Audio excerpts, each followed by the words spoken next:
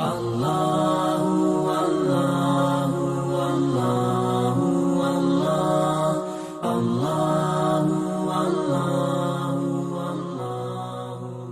للہ وحدہ والصلاة والسلام علی رسول اللہ وعلی آلہ وصحبہ اجمعین ومن تبعہم بإحسان الی یوم الدین اما بعد فاعوذ باللہ من الشیطان الرجیم وَإِذَا لَقُوا الَّذِينَ آمَنُوا قَالُوا آمَنَّا وَإِذَا لَقُوا الَّذِينَ آمَنُوا اور جب وہ ملتے ہیں ایمان والوں سے قالوا تو کہتے ہیں آمنا ہم ایمان لے آئے وَإِذَا خَلَا بَعْضُهُمْ إِلَى بَعْضٍ اور جب تنہا ہوتے ہیں ایک دوسرے کے ساتھ قالوا تو کہتے ہیں أَتُحَدِّثُونَهُمْ کیا تم بتاتے ہو مسلمانوں کو بِمَا فَتَحَ اللَّهُ عَلَيْكُمْ جو ظاہر کیا ہے اللہ تعالیٰ نے تم پر لِيُحَاجُّوكُمْ بِهِ عِنْدَ رَبِّكُمْ تاکہ وہ جھگڑا کریں اس کے ذریعے تم سے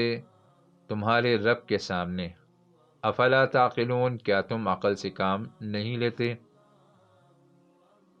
اس آیت میں بنی اسرائیل کی دوسری بری قباحت کا ذکر ہے اور اس میں دوسرے فریق کا یعنی منافقین کا ذکر ہے۔ یہود میں سے بعض لوگ منافقین تھے۔ ان کا طریقہ یہ تھا کہ وہ مسلمانوں کے سامنے خود کو مومن ظاہر کرتے تھے لیکن حقیقت میں ان کے دلوں میں ایمان نہیں ہوتا تھا۔ تو جب یہ منافقین مسلمانوں سے ملتے تھے، مسلمانوں کی مجلسوں میں آتے تھے، کیونکہ انہوں نے تو اپنے آپ کو خود مسلمان ظاہر کیا ہوا تھا، تو مسلمانوں کی رسول اللہ صلی اللہ علیہ وسلم کی مجالس میں بھی آتے تھے، مسلمانوں سے ملتے تھے، تو وہاں مسلمانوں کو تورات میں جو رسول اللہ صلی اللہ علیہ وسلم کی پیشن گوئیوں کا ذکر ہے اور آپ صلی اللہ علیہ وسلم کی جو صفات ذکر ہیں تو مومنین کو وہ بتاتے تھے۔ اور ایک قول یہ بھی ہے کہ وہ کہتے تھے کہ یہ نبی جو ہیں یہ سچے نبی ہیں، ان کی تابعداری کرتے رہو، تو مسلمانوں کو یہ کہتے تھے۔ ایک قول یہ ہے کہ وہ مسلمانوں کو اپنے آبا پر جو پچھلے زمانوں میں عذاب آئے تھے تو ان عذابوں کا بتاتے تھے، کیونکہ ان کو تو پتہ تھا، ان کے پچھلے لوگوں نے ان کو بتایا ہوا تھا، تو مسلمانوں کو بتاتے تھے اور اس کی تصدیق کرتے تھے۔ تو یہ تو وہ مسلمانوں کی مجلس میں یہ کام کرتے تھے۔ لیکن جب یہ منافقین یہود واپس اپنے یہود علماء کے پاس آتے تو وہ علماء ان منافقین کو اس بات پر ڈانٹتے کہ تم نے مسلمانوں کو ایسی باتیں کیوں بتائیں، یہ باتیں انہیں کیوں بتاتے ہو، کہ ان باتوں کی وجہ سے وہ ان باتوں کو دلیل بنا کر تمہارے رب کے سامنے قیامت کے دن تم پر الزام لگائیں گے اور کہیں گے کہ بھئی یہ لوگ نبی آخر الزمان صلی اللہ علیہ وسلم کو جانتے تھے کہ یہ سچے نبی ہیں اور ہمیں بھی بتاتے تھے، لیکن اس کے باوجود ان پر ایمان یہ لوگ نہیں لائے۔ تو ان کے علماء ڈانٹتے ہوئے انہیں کہتے تھے کہ پھر اس وقت تمہارے پاس اس کا کوئی جواب نہیں ہوگا۔ تو اس آیت میں اسی واقعے کی طرف اور ان کی اسی بری قباحت کا ذکر ہے۔ تو یہ ان کی ایک انتہائی درجے کی حماقت تھی، کیونکہ اگر مسلمانوں سے یہ پیش گوئیاں چھپا بھی لی جائیں تو اللہ تعالیٰ کو تو یہ سب کچھ معلوم ہی تھا، تو یہ ان کی ایک بری قباحت تھی۔ وَإِذَا لَقُوا تو اس میں ضمیر جو ہے یہود کے منافقین کی طرف راجع ہے کہ وہ منافقین جب ملتے تھے الذین آمنوا ایمان والوں سے، وَإِذَا خَلَا بَعْضُهُمْ إِلَى بَعْضٍ اور جب الگ ہوتے تھے، جدا ہوتے تھے ایک دوسرے کے ساتھ، تو اس میں پہلے بعض سے مراد یہود کے منافقین ہیں اور دوسرے بعض سے مراد یہود کے علماء ہیں جو کہ اللہ کے کلام میں تحریف کرتے تھے اور اناد سے کام لیتے تھے۔ تو جب یہ منافقین اپنے یہود علماء سے ملتے تھے، اتحدثونہم اس میں علماء یہود کی طرف سے ڈانٹ و تنبیہ ہے اپنے ماتحت ان منافقین کے لیے جو مومنین سے ملاقات کے وقت انہیں تورات میں جو مسلمانوں اور رسول اللہ صلی اللہ علیہ وسلم کے حق میں مذکور بعض باتیں آئی ہیں تو وہ مسلمانوں کو بتاتے تھے۔ تو یہ اتحدثونہم میں ڈانٹ ہے منافقین کے لیے علماء یہود کی طرف سے۔ فتح اللہ علیکم اس کے مفسرین نے مختلف معنی لکھے ہیں۔ ایک معنی ہے علم ظاہر کرنا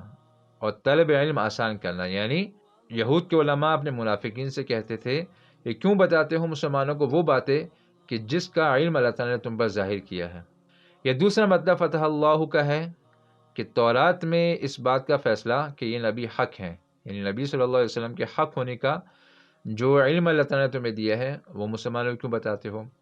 یا فتح اللہ علیکم، یہاں فتح بیان کے معنی میں ہے کہ جو بیان کیا ہے اللہ تعالیٰ نے تمہیں۔ یا فتح اللہ کا مطلب ہے نازل کرنا کتاب کا، کہ جو نازل کیا اللہ تعالیٰ نے تم پر کتاب میں۔ یا فتح یہاں پہ احسان کے معنی میں ہے کہ جو احسان کیا اللہ تعالیٰ نے تم پر۔ یا فتح عذاب کے معنی میں ہے، یعنی جو عذاب اللہ تعالیٰ نے تم پر یعنی تمہارے آبا پر نازل کیا تھا تو وہ مسلمانوں کو کیوں بتاتے ہو؟ تو یہ مختلف معانی ہیں جو علماء مفسرین نے یہاں پہ لکھے ہیں فتح اللہ علیکم کے۔ عند ربکم، اس سے مراد آخرت میں اللہ تعالیٰ کے سامنے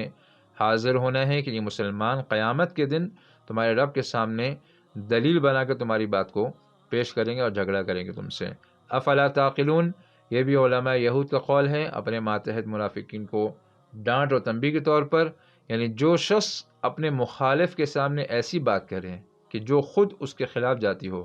تو ایسا شخص کم عقل ہوتا ہے۔ افلا تعقلون، کیا تم عقل نہیں رکھتے؟ پھر آگے اللہ تعالیٰ فرماتے ہیں اولا یعلمون ان اللہ یعلم ما یسرون وما یعلنون۔ اولا یعلمون، کیا وہ لوگ نہیں جانتے، ان اللہ یعلم، کہ اللہ تعالیٰ جانتے ہیں، ما یسرون، جو وہ لوگ چھپاتے ہیں، وما یعلنون، اور جو وہ لوگ ظاہر کرتے ہیں۔ تو اس آیت میں علماء یہود اور منافقین یہود کو تنبیہ ہے اور زجر ہے، جیسے کہ پچھلی آیت میں گزرا کہ علماء یہود اپنے ماتحت یہود منافقین کو حق بات کے اظہار سے منع کیا کرتے تھے، اور منافقین بھی اپنے کفر کو چھپاتے تھے۔ علماء یہود نے اپنے ماتحت منافقین کو کہا تھا کہ تم مسلمانوں کو رسول اللہ کی جو صفات ہیں تورات میں وہ کیوں بتاتے ہو؟ تو اللہ تعالیٰ نے اس آیت میں ان پر تنبیہ کی ہے کہ اللہ تعالیٰ سے کچھ بھی نہیں چھپ سکتا، اللہ تعالیٰ کو سب کچھ معلوم ہے۔ مسلمانوں کو اللہ تعالیٰ سے شکایت کی کوئی ضرورت نہیں ہے، اللہ تعالیٰ کو پہلے سے تمہاری یہ قباحتیں اور بری عادتیں معلوم ہیں۔ اولا یعلمون میں ضمیر علماء کی طرف راجع ہے، یہود کے علماء کی طرف، جو کہ ضد و عناد میں قرآن کو ماننے سے انکار کرتے تھے، اور اسی طرح ان منافقین کی طرف بھی راجع ہے جو کہ ان علماء کی بات مانتے تھے۔ ما یسرون وما یعلنون، یہ عام الفاظ ہیں، ہر پوشیدہ اور ظاہر کو شامل ہیں، اور یہ اس بات کی دلیل ہے کہ اللہ تعالیٰ کا علم ہر چیز کو شامل ہے۔